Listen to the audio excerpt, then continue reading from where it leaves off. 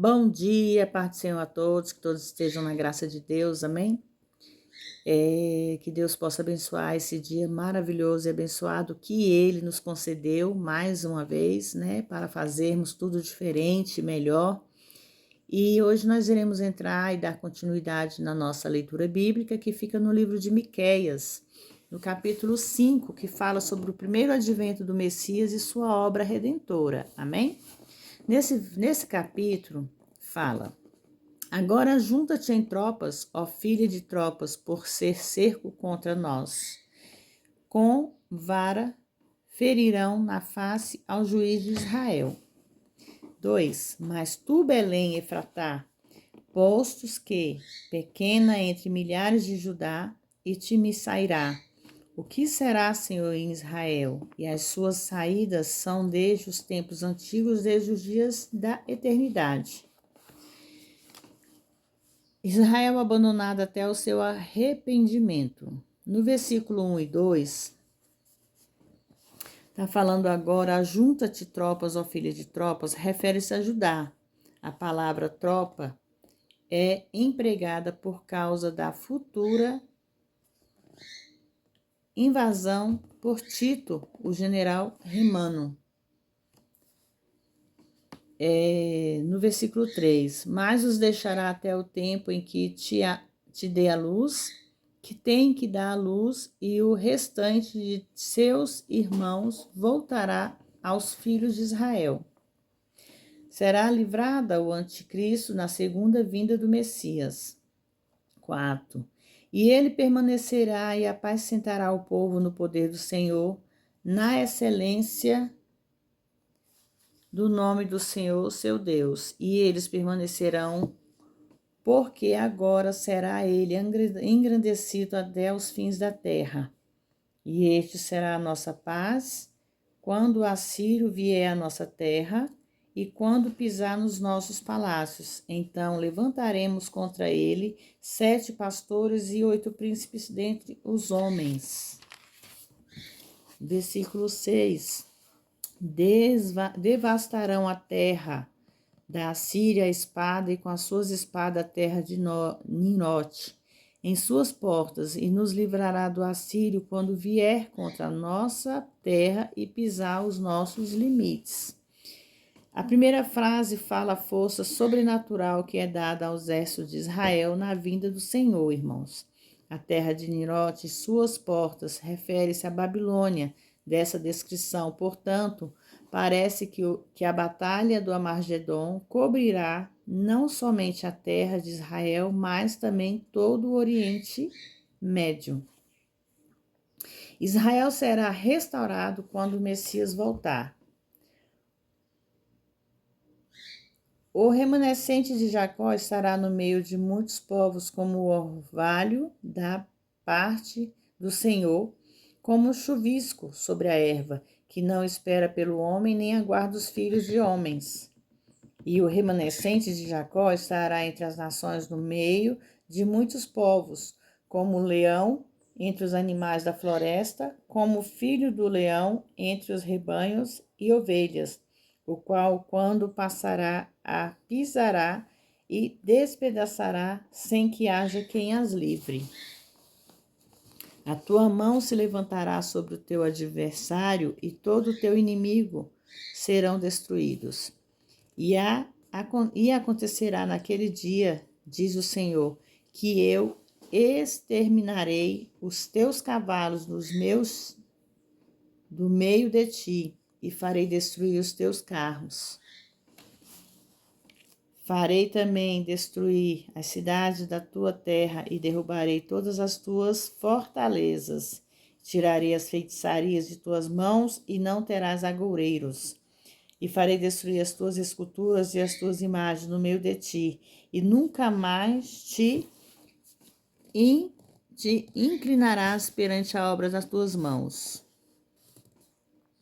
Irmãos, aqui nós vemos todo vestígio de religião será eliminado. Uma das razões pela qual o sacrifício de Caim foi rejeitado foi porque era uma obra das suas mãos e não uma obra das mãos de Deus. Apenas a verdadeira adoração de Cristo permanecerá, e isso fala do Cristo crucificado, irmãos. No versículo 14, arrancai os teus bosques dos meios de ti e destruirei as tuas cidades. E com ira e com furor farei vingança sobre os gentios que não escutaram a minha voz. Que não escutaram a minha voz significa, irmãos, que não deram atenção. Em outras palavras, todos os que são desobedientes não terão permissão para enraizar na era do reino que virá. E com ira e com furor farei vingança, fala da rápida retribuição àqueles que testarão o metal de Cristo, por assim dizer. No capítulo 6, irmãos, a contenda do Senhor com Israel. Ouvi agora, diz o Senhor, levantai-te contente contra os montes e ouçam as colinas a tua voz. Ouvi montes e a contenda do Senhor, e vós, fortes fundamentos da terra, porque o Senhor tem uma contenda com o seu povo e entrará em juízo com Israel. Ó povo meu, o que te tenho feito, ou o que se prejudiquei? Testifica contra mim. Porque eu te fiz subir na terra do Egito, e da casa do servidão te remi, e enviei adiante de ti a Moisés, Arão e Miriam. Povo meu, lembra-te agora do que consultou Balaque, rei de Moabe, e o que lhe respondeu Balaão, filho de Beor, desde Sitim até Gilgal, para que conheças as justiças do Senhor, as exigências do Senhor.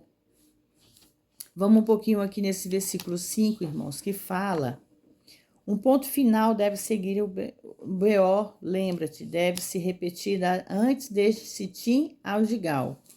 A ideia é: depois que Israel revivenciou a grande libertação da escravidão egípcia, eles despararam com a feitiçaria de Balaque, rei de Moabe.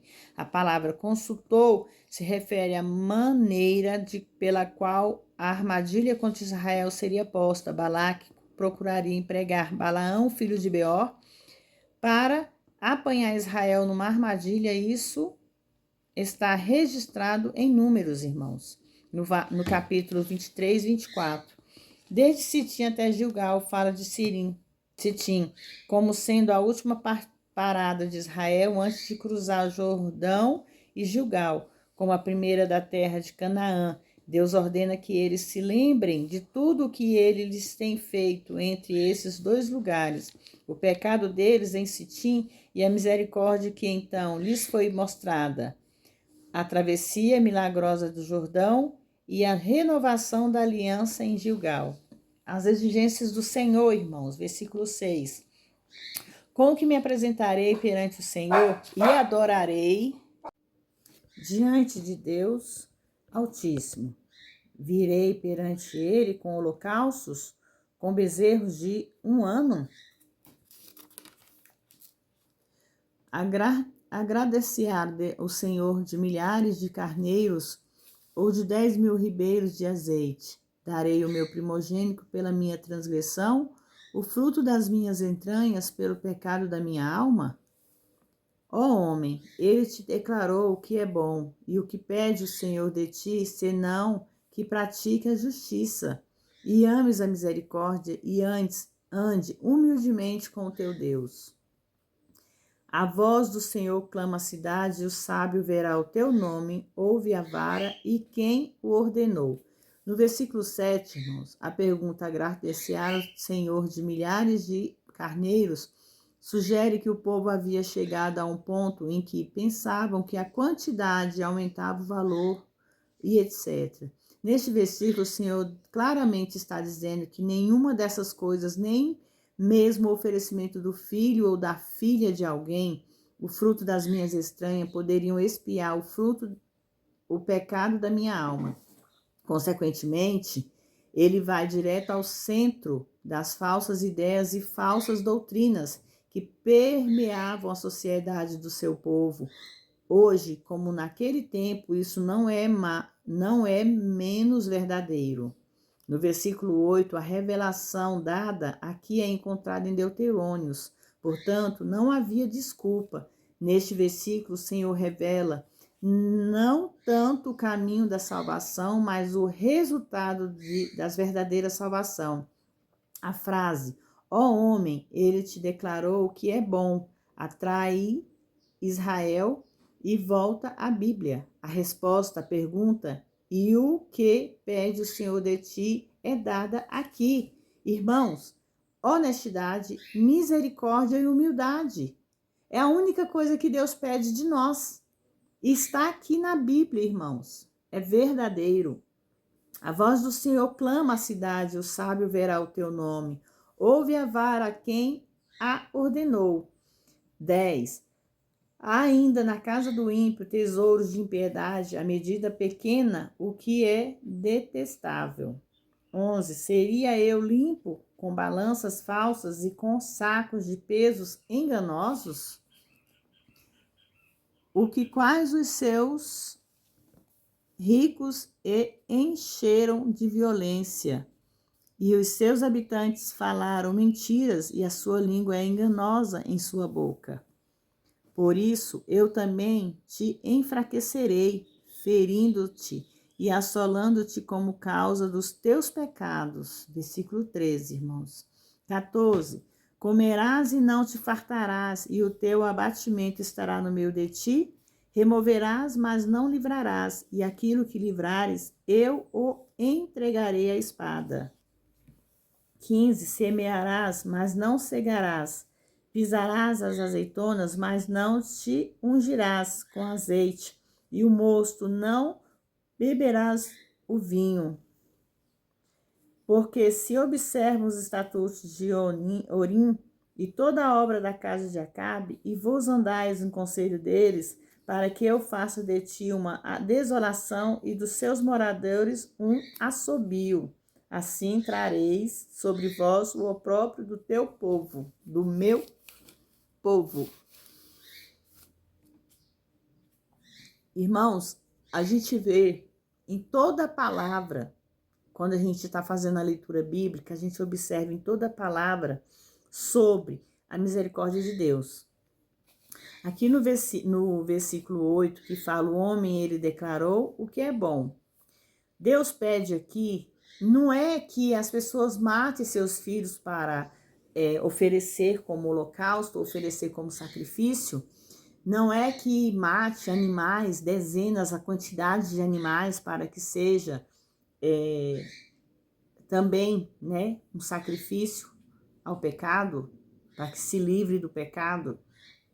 A única coisa que Deus quer que nós façamos para que nós nos livramos do pecado é ter honestidade a Ele, misericórdia e humildade. Nós temos que ser misericordioso, nós temos que ser humilde, nós temos que ser honesto, irmãos. Não apenas com o nosso Deus, mas como com nós mesmos. Porque se nós não formos com nós mesmos, nós vamos ser, como que nós iríamos ser com nossos irmãos? Às vezes as pessoas criticam esta palavra, mas que nós devemos amar os nossos inimigos como amamos a si mesmo. É difícil, eu sei que é complicado. Às vezes as pessoas falam, não, como é que eu vou amar um inimigo, uma pessoa que me odeia, uma pessoa que me deseja mal, uma pessoa que quer me fazer o mal? Irmãos, nós temos que entender que independente da pessoa querer ou não fazer o mal a nós temos que entender que nós não somos igual a ele. Porque se nós se aliarmos a ele e fazermos como ele reage, nós iremos ser igual a ele. E não é isso que Deus quer de nós. Se tem algo que te persegue, ore por ele. Se tem alguém que te odeia, ore por ele. Se existe alguém que te faça mal, ore por ele. É através da oração que Deus vai trabalhar no coração desse ser humano, que Deus vai trabalhar na mente desta pessoa. Então, que nós possamos orar pelos nossos inimigos, que nós possamos orar por aqueles que nos fazem mal, seja dentro de casa, seja na família, seja no trabalho, seja na rua, seja onde nós estivermos. Porque nós somos filhos de Deus, nós somos abençoados por Deus. E quando nós somos abençoados por Deus, onde nós tocarmos as plantas dos nossos pés, nós deixaremos bênção. Onde nós tocarmos as palmas de nossas mãos, nós levaremos bênção. E bênçãos trazidas do Senhor, irmãos. Então, não seja igual, mas seja diferente. O que é ser diferente? É fazer diferente. É agir de outras maneiras. Não pague o mal com o mal. Não pague a maldade com a maldade. A mentira com a mentira. Porque tudo nessa terra tem o seu próprio castigo. O que nós plantamos, irmãos, é o que nós queremos. Vamos entender a palavra. Se você plantar um limão, você não vai colher a laranja. Você vai colher o azedo do limão. É o limão que você vai ter que aguentar. Então, que nós possamos ter mais doce na alma, que nós possamos plantar o bem, que nós possamos levar o bem. Se aquela pessoa te fez mal, perdoe. Se aquela pessoa te maltratou, perdoe. Não leve para o coração o que você não quer. Não dê àquela pessoa coisas que você não se agrada. Assim somos nós. Nós temos que fazer algo que agrade aos olhos de Deus. Se não está agradando aos olhos de Deus, não está agradando a nossa vida. Se não está agradando aos olhos de Deus, não está agradando o nosso caminho. Então vamos fazer a vontade de Deus, vamos ter o discernimento e a sabedoria para entender o que Deus quer de nós todos os dias, para entender o que Deus pede, o que Deus espera dos filhos deles, que somos nós, eu e vocês aí do outro lado. Amém? Que vocês fiquem todos na paz do Senhor, que Deus abençoe a vida de vocês, que Deus possa guardar, livrar e purificar, irmãos, o coração de cada um de vocês. Amém? Fiquem todos na paz do Senhor.